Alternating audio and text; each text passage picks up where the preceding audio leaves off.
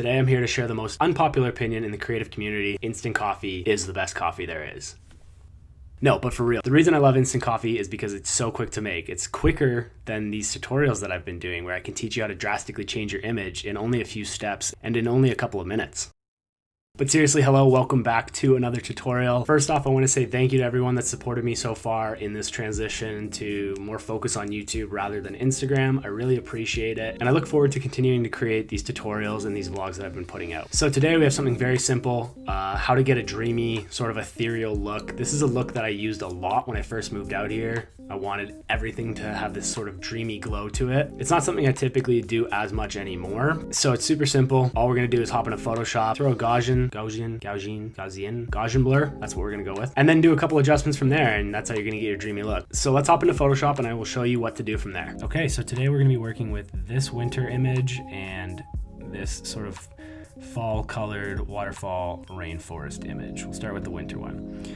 So the process is super simple. All you're gonna do is press Command J to duplicate your layer, and that's gonna duplicate your layer right over here. The next thing you're gonna wanna do is go up to Filter, go to Blur, go to Gaussian Blur. Okay, so once that's opened, I usually set it in between 25 and 30 pixels, and then all you can do is press OK, and now you have this blurry layer that is useless. So what you're gonna wanna do is you're gonna go up to Image, Adjustments, Levels, and all you're gonna do is you're gonna sort of just crunch the two far ends in here, and you'll notice it kind of like destroys the image a little bit, and you're just gonna press OK. Now once that's done, all you're gonna do, the last step, is go to opacity and change it.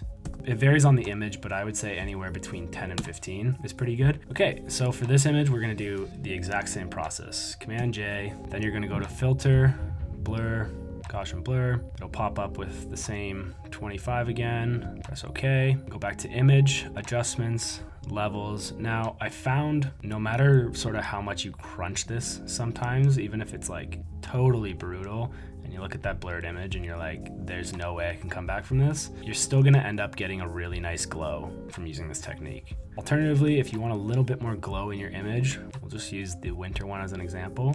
You can add another layer, paint it in with the bucket, then you're gonna go up to Filter, Render, Lens Flare.